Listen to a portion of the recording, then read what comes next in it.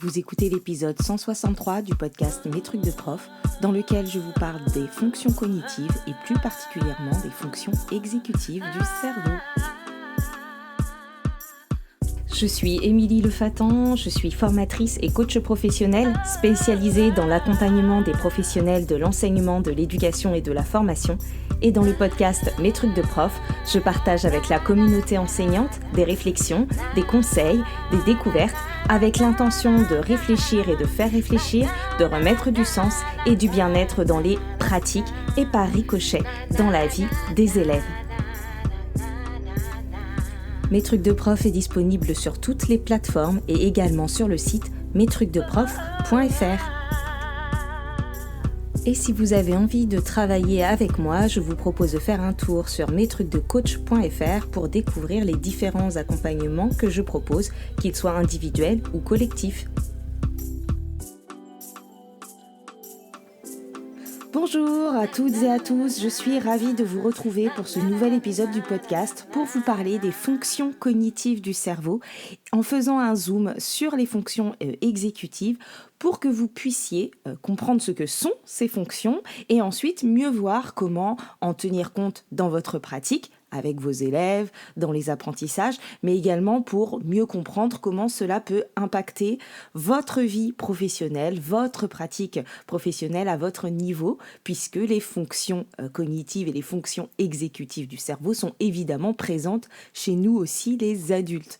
D'un côté, cela vous permettra de mieux comprendre certaines difficultés que rencontrent les élèves quand elles sont liées à ces fonctions cognitives et à ces fonctions exécutives.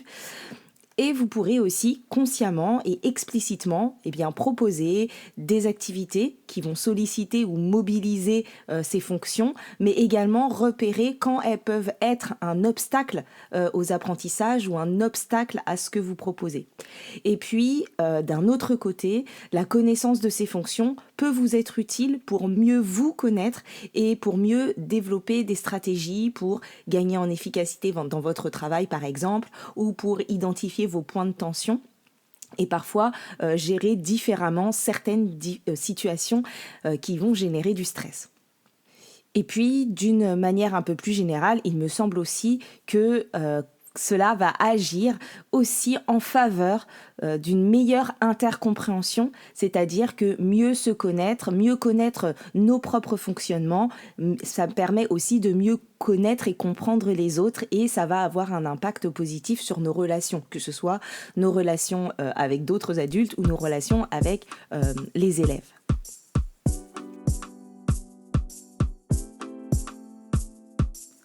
Donc, je vais commencer par définir le mot fonction, puisque je vais l'utiliser dans fonction cognitive et dans fonction exécutive. Donc, dans le sens qui nous intéresse, une fonction, c'est un ensemble de propriétés actives qui vont concourir à un but chez les êtres vivants. Et donc, à ce titre, les fonctions cognitives, ce sont des compétences, des fonctions, c'est-à-dire c'est ce dont est capable le cerveau pour nous permettre d'agir avec notre environnement. Autrement dit, c'est le traitement que va faire notre cerveau des différentes informations qu'il reçoit. Et parmi ces fonctions cognitives, il y a le langage qui nous permet de comprendre et de produire des énoncés oraux et écrits. On va avoir aussi la perception qui va nous permettre d'interpréter des informations sensorielles qu'on reçoit. Il y a ce qu'on appelle les gnosies ou gnosies, je ne sais pas trop comment ça se prononce, mais qui vont nous permettre de percevoir et de reconnaître des objets, par exemple de pouvoir distinguer et reconnaître les couleurs ou les formes, les objets, les visages, etc. On a ce qu'on appelle aussi les praxis, qui vont être des savoir-faire qui concernent toutes les actions motrices, tous les mouvements que nous coordonnons dans un but précis, c'est-à-dire pour marcher ou pour nous habiller ou pour ouvrir sa trousse, pour conduire, pour utiliser son téléphone, etc. En gros, il s'agit de pouvoir transformer des idées en actions. On a les fonctions visuospatiales qui vont être les capacités à se représenter et à manipuler des objets dans l'espace, par exemple se repérer dans un lieu inconnu ou pour faire un puzzle ou se représenter une figure géométrique ou un solide sans avoir à le toucher, se déplacer, se situer par rapport aux objets qui nous entourent. C'est aussi les fonctions visuospatiales qui vont nous permettre de suivre les lignes d'un texte quand on lit ou quand on écrit, d'estimer des distances, etc. Dans les fonctions cognitives, on a aussi tout ce qui va concerner les mémoires. Donc on va distinguer selon le temps de traitement soit les mémoires à court terme ou les mémoires à long terme. La mémoire à court terme, elle va avoir une capacité limitée pour une utilisation immédiate. Elle va contenir aussi du coup la mémoire de travail qu'on retrouvera dans les fonctions exécutives qui va permettre de garder en mémoire des données dans le but de les traiter. Par exemple, quand vous faites un achat sur Internet et que vous devez valider avec votre banque, que vous recevez un SMS et que vous devez entrer un code, par exemple, voilà, eh bien, le moment où vous retenez le code pour passer d'une application à l'autre, ben là, vous allez plutôt utiliser votre mémoire à court terme. Ou c'est aussi quand un élève retient une phrase quelques secondes dans le but de la copier. Là, c'est la mémoire à court terme. Et puis la mémoire à long terme, ou qu'on peut appeler aussi la mémoire épisodique, elle va permettre de retenir des informations sur un temps plus long et donc elle va nécessiter vraiment une phase d'encodage, c'est-à-dire de mise en mémoire, puis une capacité de récupération après un délai. Et sur ce délai, on est sur du long terme, donc vraiment au-delà de 20 minutes jusqu'à plusieurs jours, plusieurs années. Ensuite, dans les fonctions cognitives, on a aussi l'attention. L'attention, c'est cette fonction cognitive qui va nous permettre de réagir rapidement à un signal, de rester concentré, de faire plusieurs choses en même temps. Et l'attention, elle va en fait permettre de filtrer les informations. Donc il y a ce qu'on appelle l'attention sélective, c'est le fait de pouvoir se focaliser sur une information et d'inhiber toutes les autres. Donc de rester vraiment concentré sur cette information. Donc c'est cette attention qui va vous permettre par exemple de lire un livre dans le métro en ignorant la conversation du voisin ou qui va faire aussi que si vous donnez un texte à lire à vos élèves et que vous leur dites concentrez-vous sur les adjectifs, ils vont se concentrer sur les adjectifs et peut-être pas du tout faire attention au sens du texte ou aux autres détails. Donc ça, c'était pour l'attention sélective. On a aussi l'attention divisée qui, elle, va nous permettre de séparer nos ressources attentionnelles pour faire plusieurs choses en même temps. Donc par exemple, quand vous avez un élève à votre bureau que vous êtes en train de corriger et que en même temps vous êtes capable d'entendre quelqu'un au fond de la classe qui est en train de faire une bêtise et de voir une main levée aussi, ben là vous êtes sur une attention divisée, vous séparez vos ressources attentionnelles. On a aussi l'attention soutenue, c'est-à-dire l'attention qu'on va être capable de maintenir dans la durée.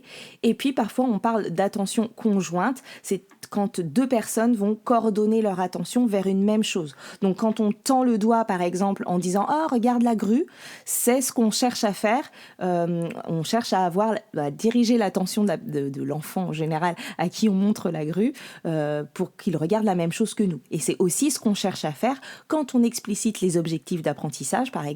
On cherche à faire en sorte que les élèves se focalisent tous sur l'objet d'apprentissage sur lequel on veut qu'ils portent leur attention.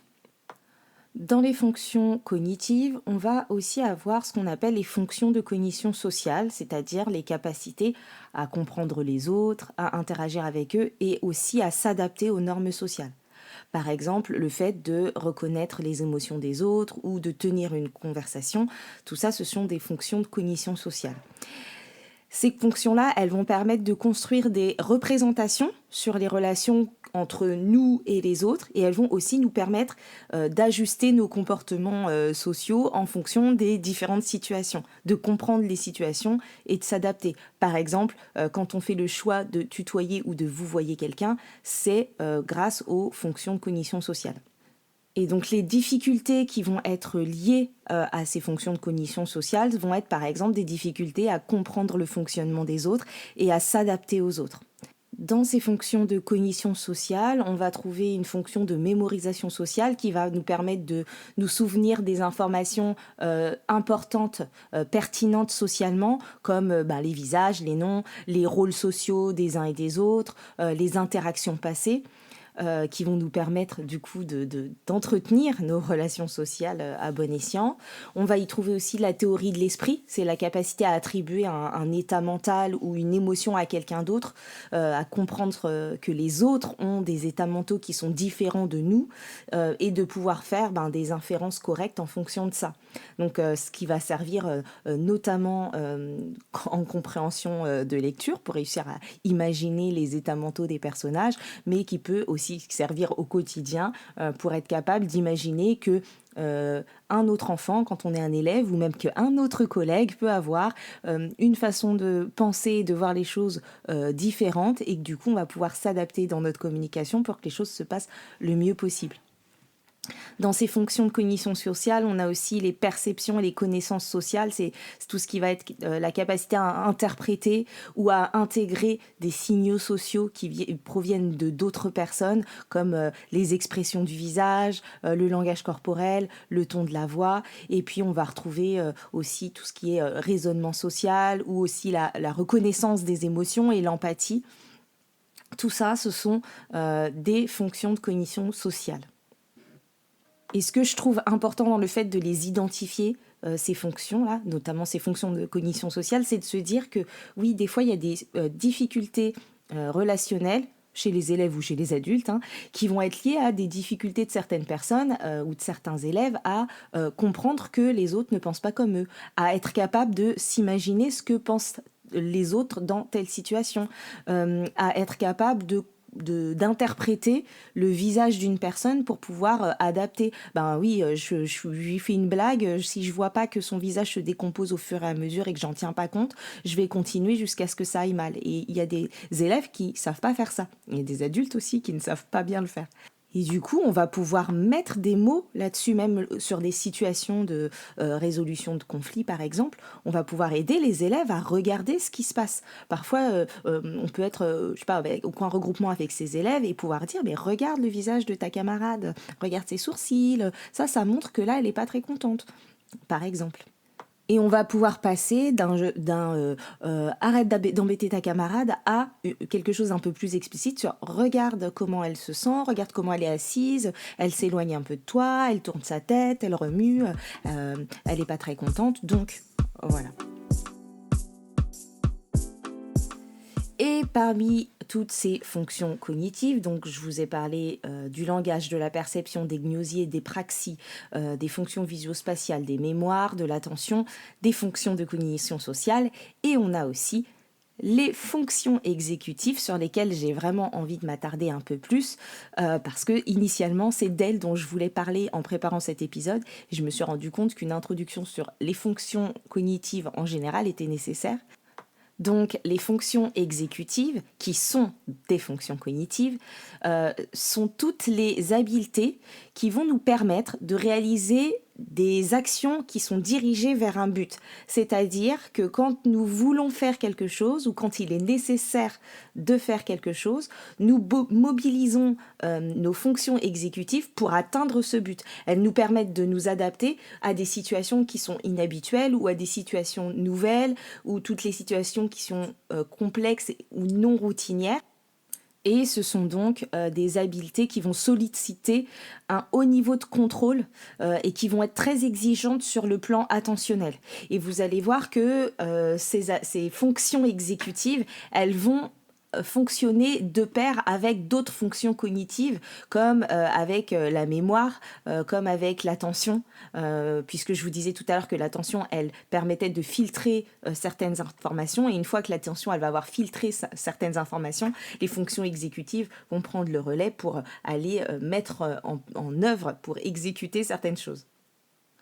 Donc ces fonctions exécutives, il y en a plusieurs. On parle souvent de l'inhibition ou du contrôle inhibiteur, de la flexibilité, de la planification, de la fonction de mise à jour ou qu'on appelle aussi la mémoire de travail, la récupération active en mémoire. Et toutes ces fonctions exécutives, elles vont être interdépendantes. Donc elles sont liées avec d'autres fonctions cognitives comme la mémoire ou l'attention, ça je vous l'ai déjà dit, et elles vont nous permettre d'exercer un contrôle sur nos comportements, sur nos pensées et sur nos émotions. Ce qu'il faut savoir aussi, c'est qu'elles ne se développent pas toutes au même rythme et que leur évolution, leur développement va dépendre à la fois du développement du lobe frontal jusqu'à l'âge adulte. Et ça, je pense que c'est important de l'avoir en tête, qu'elles se développent jusqu'à l'âge adulte.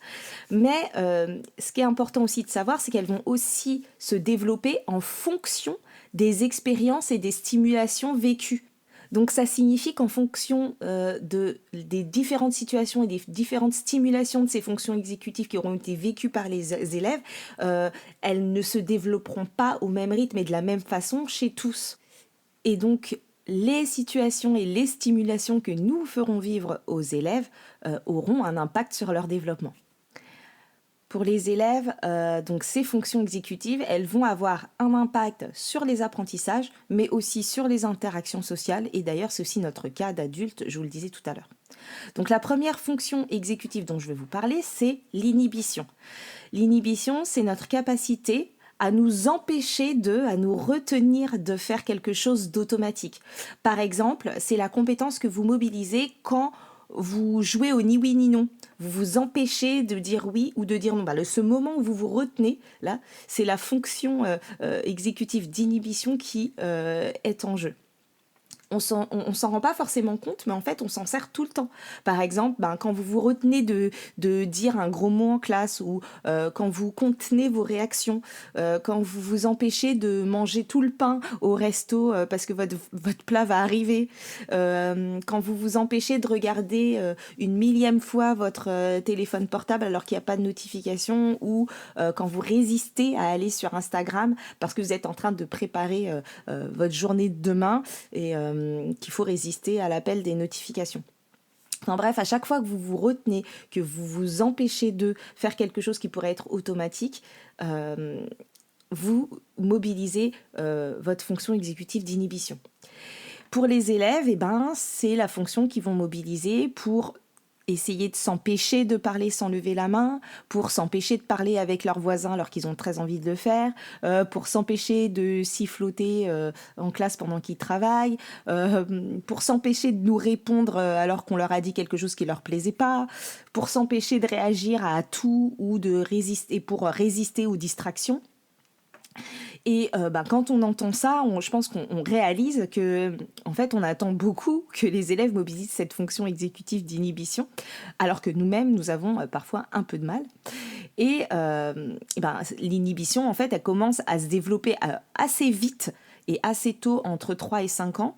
Mais au début, elle va aussi beaucoup dépendre de l'intervention de l'adulte. C'est-à-dire que les élèves ou les enfants ne vont pas forcément être capables de cet autocontrôle.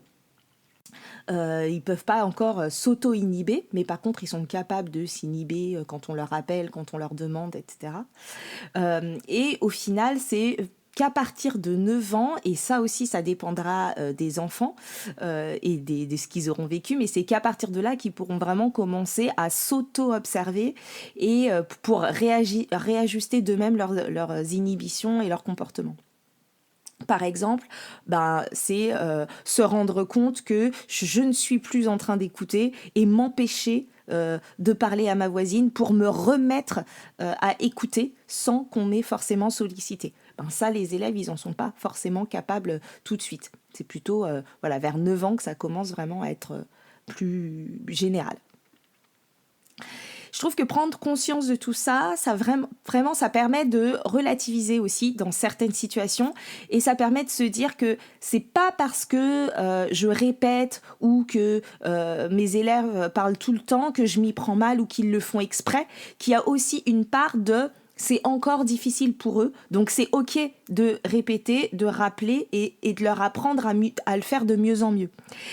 C'est d'autant plus le cas en plus pour les élèves qui ont un TDAH, qui eux vont rencontrer encore plus de difficultés que les autres et plus longtemps pour se retenir, même jusqu'à l'âge adulte. Pour se retenir de couper la parole, se retenir de... Voilà, ça va entraîner des difficultés à se mettre dans une tâche ou à s'arrêter d'une tâche qui nous plaît, à s'empêcher d'eux, etc. Et donc ça aussi, en avoir conscience, ça permet d'ajuster nos réactions et nos comportements vis-à-vis de ces élèves qui en ont besoin. Donc on va aussi pouvoir proposer aux élèves des activités, des jeux qui vont mobiliser ou entraîner l'inhibition, et on va pouvoir le faire explicitement et le dire aux élèves. Voilà, quand on fait ça, ça travaille notre capacité à nous retenir, à inhiber nos comportements. Et que c'est ce dont on a besoin quand on doit rester attentif, quand on doit résister à tout ce qui va nous distraire dans la classe pour pouvoir être plus concentré. Je vous donne un exemple. Dans ma classe, je disais à mes élèves, et à l'époque, je n'avais pas du tout conscience de travailler l'inhibition, je pense, vous n'êtes pas obligé de réagir à tout, parce qu'il se passait plein de choses dans la classe, et ils réagissaient quand quelqu'un faisait quelque chose, quand quelqu'un entrait, quand il y a un truc qui tombait, enfin voilà. Et donc je leur disais, on n'est pas obligé de réagir à tout, on peut se retenir de réagir. Et donc on discutait de tout ce qui se passe dans une classe, et on s'était mis d'accord sur ce à quoi ils essaieraient de ne plus réagir.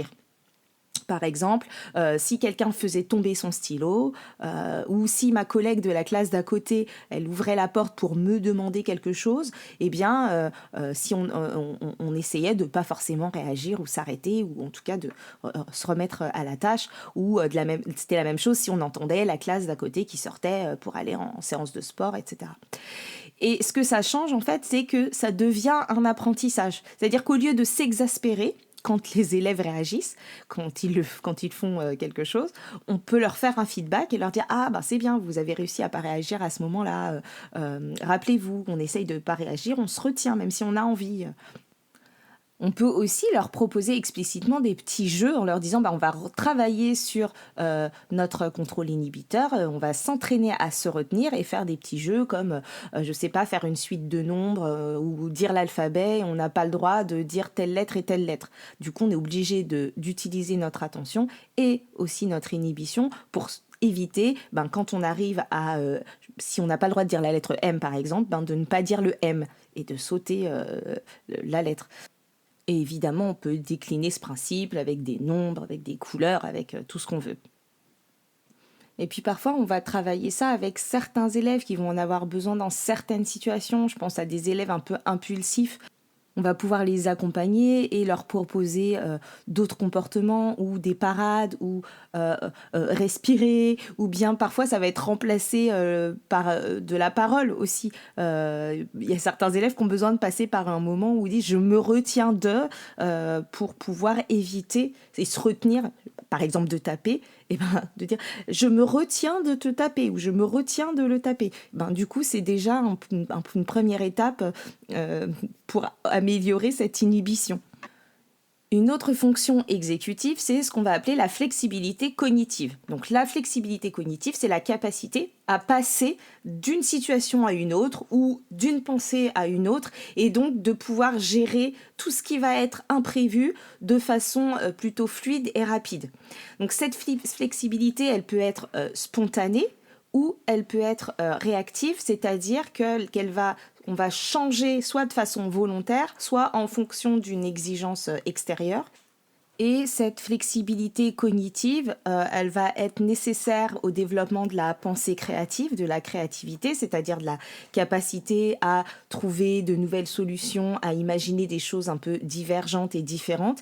Et elle va aussi intervenir dans la théorie de l'esprit, dont je vous parlais tout à l'heure, dans cette capacité à imaginer des états mentaux ou des émotions pour les autres personnes, même quand on s'y attend pas.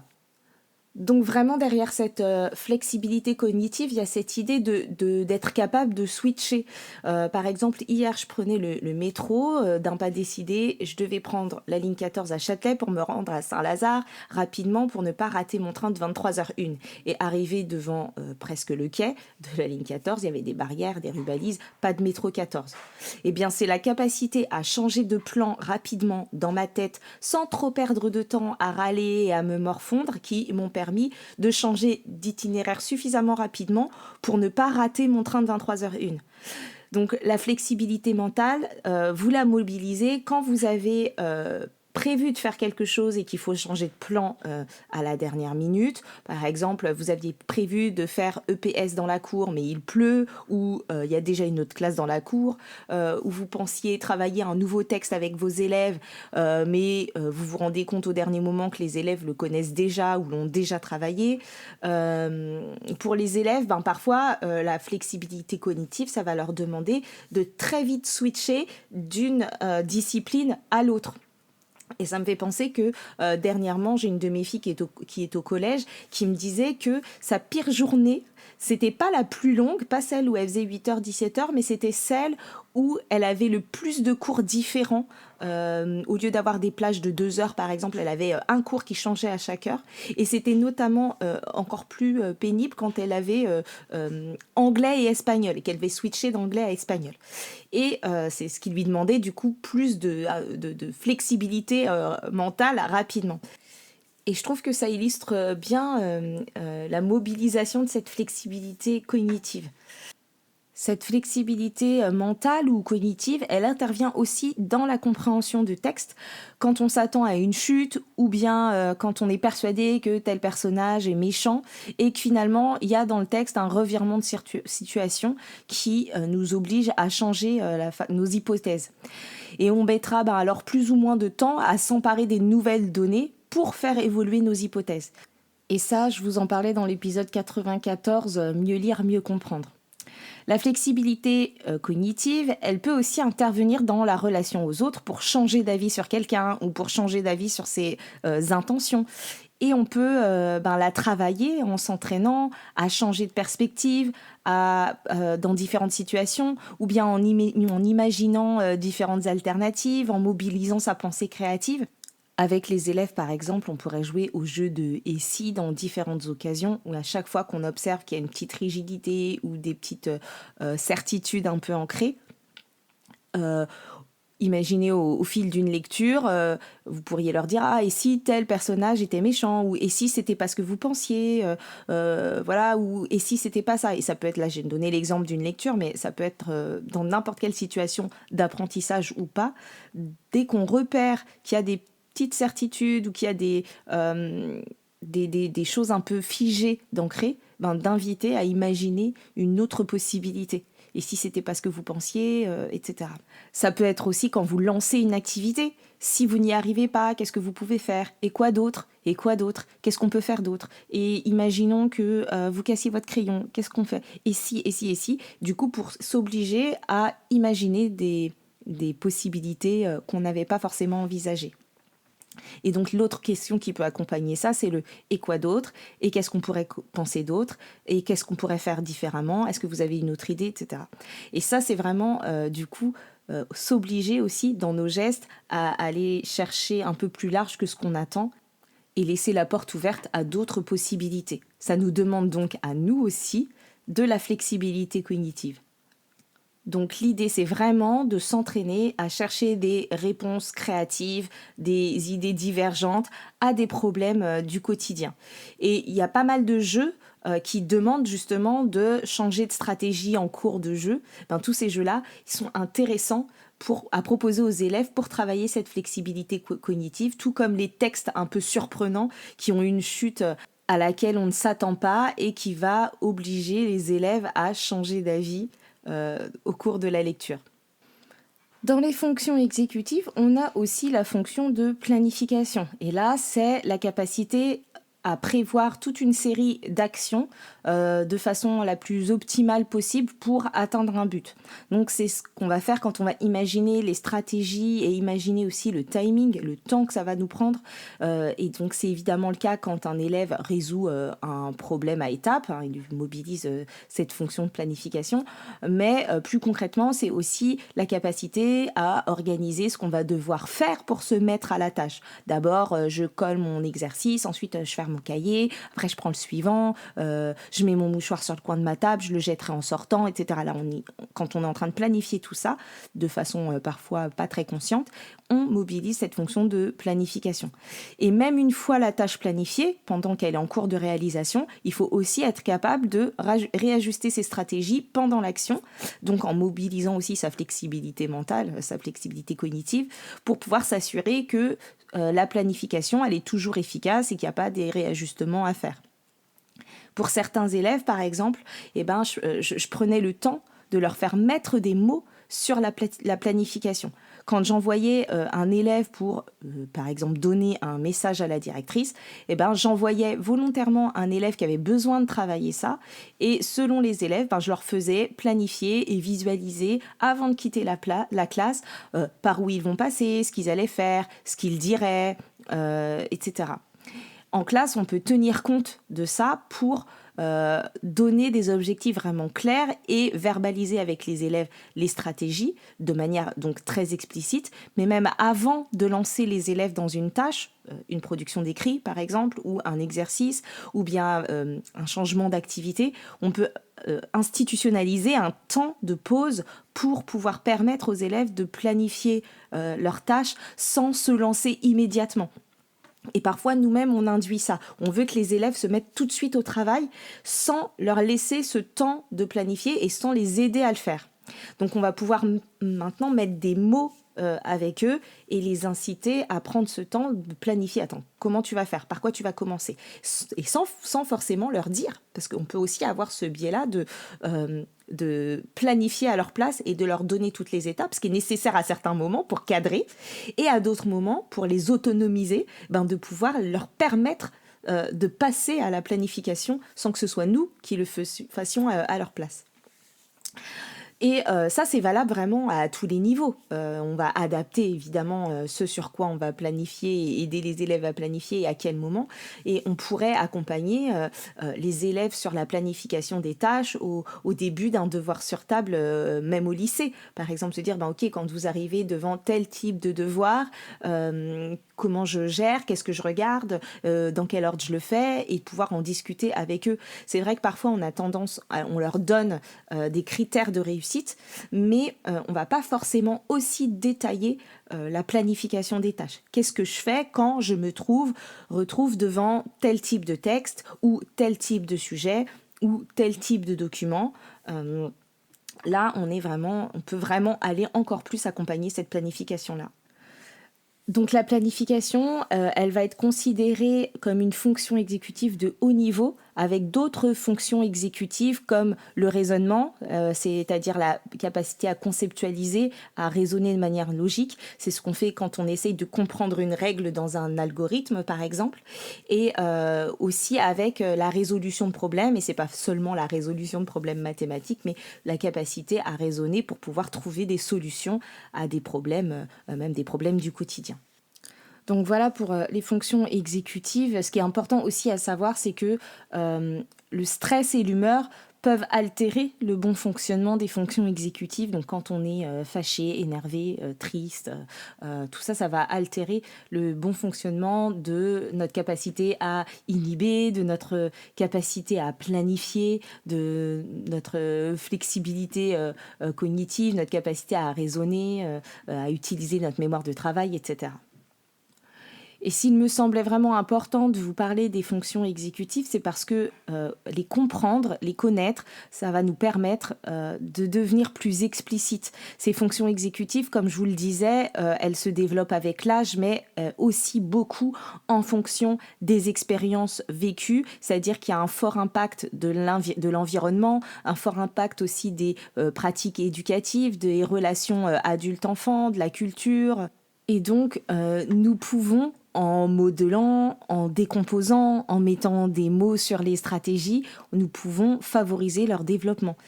Et ça change aussi notre posture et notre état d'esprit, ça change notre regard. Ça va nous permettre de repérer ce qui est lié aux fonctions exécutives et de pouvoir encore mieux l'accompagner, notamment pour les élèves à besoins éducatifs particuliers.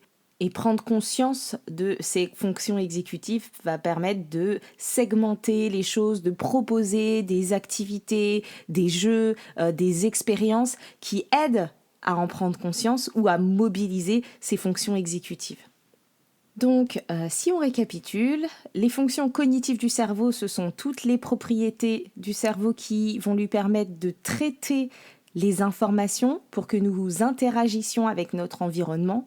Et parmi ces fonctions cognitives, il y a les fonctions exécutives qui sont un peu comme la tour de contrôle ou le chef d'orchestre de tout ça, parce qu'elles vont nous permettre de réaliser des actions dans un but précis, en nous permettant soit d'inhiber, de planifier, de changer de plan, de réajuster, de raisonner, de mémoriser momentanément des données pour les traiter, pour pouvoir passer à l'action.